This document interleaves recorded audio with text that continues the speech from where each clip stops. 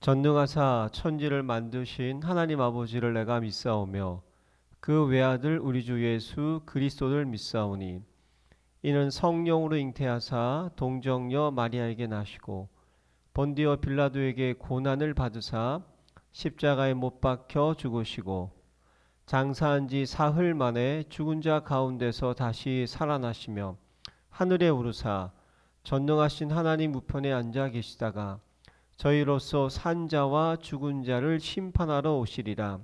성령을 믿사오며 거룩한 공회와 성도가 서로 교통하는 것과 죄를 사하여 주시는 것과 몸이 다시 사는 것과 영원히 사는 것을 믿사옵나이다. 아멘. 하나님 아버지가 주신 영적 신분 선포문.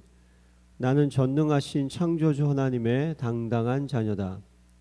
나는 이전 것에서 완전히 거듭난 새로운 피조물이다. 나는 그리스도 예수 안에서 완전한 자로 다시 태어났다. 나는 하나님의 사랑을 받는 보배롭고 존귀한 자이다. 나는 모든 것을 가진 부자요 이 시대의 복의 근원이다. 나는 캄캄하며 혼돈하고 공허한 이 세상을 비추는 생명의 빛이다. 나는 능력을 주시는 성령 안에서 무엇이든지 할 수 있는 자다.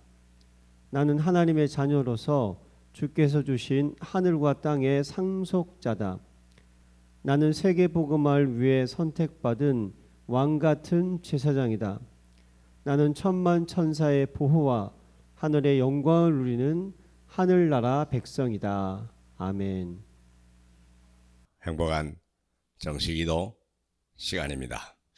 귀신에 잡힌 세상 오직 왕으로 오신 예수 그리스도, 그분만이 해답입니다. 온 세상에 어둠으로 덮였습니다. 우상숭배, 거짓 선지자들, 하여간 이단들, 여러분 정신 바짝 안 차리면요 큰일 납니다. 말세가 올수록 더 가까이 그렇습니다. 오직 예수 그리스도. 그래서 우리가 이 오직 예수를 붙들고 24시 응답 속으로 들어가야 돼요. 계속 실패할 수도 있어요. 이번 선교가 마음에 안 들 수도 있죠. 안 든다 하는 이유는 다른 게 아니에요. 그만큼 흑암이 세졌다는 거예요. 우리가 영적 싸움을 더 싸워야 된다는 결론이 나온 거예요. 이겼냐 졌냐 그게 아니에요. 이제부터요. 어떤 면에서 하나님이 24시 응답 속으로 출애굽기 2장 3절로 5절 큰 위기를 만났거든요. 여자가 임신하여 아들을 낳으니 그가 잘생긴 것을 보고 석 달 동안 숨겼으나 더 숨길 수 없게 되매 그를 위하여 갈대 상자를 가져다가 역청과 나무진을 칠하고 아기를 거기에 담아 나일강 갈대 사이에 두었더라. 얼마나 역발상입니까? 바로가 남자아이를 낳으면, 유대인의 남자아이를 낳으면 무조건 나일강에 던져 죽이라 그랬는데요. 거꾸로 생각한 거예요. 거기 가야 산다는 걸 알았어요. 거기에도 골리앗에게도 틈이 있듯이 바로에게도 엄청난 틈이 있다는 걸 아는 거예요. 그 아이를 나일강가에 끼워가지고 공주의 아들로 만드는 거예요. 하나님 24시 응답 속으로 문제를 포기하지 마라. 문제 속에 절망하지 마라. 기도하고 응답이 있다. 이미 응답은 예비된 거다. 그래서 언약 잡고 그리스도로 결론 내고 기도에 힘쓰면 못할 문제는 하나도 없습니다. 못할 문제 정도가 아니요. 세상을 뒤집을 수 있습니다. 위기는 기회입니다. 갈등은 갱신입니다. 하나님 문제는 해답입니다. 애굽시대 이 세 사람이 어떻게 하는가? 요게벳이라고 하는 사람은요, 아이를 낳았는데 죽이는 게 아니요, 살리는 사람으로 보낸 거예요. 그것도 왕궁으로. 얼마나 놀라운 순간 아닙니까? 기도하면 보였다는 거예요. 이드로라고 하는 사람은요, 출애굽을 한 모세의 정을 보면서 저래 갖고 되겠나? 10부장, 100부장, 그리고 1000부장을 세워서 그들을 조직적으로 힘들지 않게, 그리고 지치지 않게 힘을 나누라. 얼마나 놀라운 지혜입니까? 기생답, 두 정탐꾼을 살려주고 자기 가문 전체를 살렸던 지혜로운 여인. 정말 하나님의 축복을 기다렸는데 뜻밖의 자기에게 온 거예요. 그 기회를 놓치지 않은 거예요. 한 시대를 살린, 애굽 시대를 살린 세 사람입니다. 많은 사람의 믿음이 필요한 게 아니에요. 블레셋 시대 한나, 이세, 다윗. 어떻게 했나 보세요. 한나라고 하는 사람은요, 아이가 없었는데 이 아이 하나를 원하는 게 아니라 하나님이 계획이 나시리를 달라는 줄 알았어요. 하나님이 쓰시는 사람이 필요하다는 걸 알았어요. 이 우상의 시대, 이 멸망의 시대, 위기 시대에 하나님의 사람 하나를 키운 게 한나예요. 그리고 이세라고 하는 사람이 있어요. 자기 아들에게 기름을 부었는데요. 아들에게 기름을 부었는데도 불구하고 아들 8명이 전부 다 전쟁터에 가 있잖아요. 그때 마침 이세가 다윗에게 증표를 가져오라. 전쟁터에 보낸 거예요.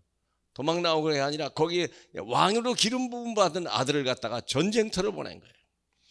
하나님의 확신을 가진 거예요. 기름 부음이 변하지 않는다는 것을 믿은 거예요. 그래서 마침내 거기에서 골리앗을 죽이는, 그래서 세상에 드러나는 시간표가 됐죠. 다윗은 마찬가지입니다. 골리앗을 만군의 여호와 이름으로 가서 그날 엄청난 역사를 이룬 거예요.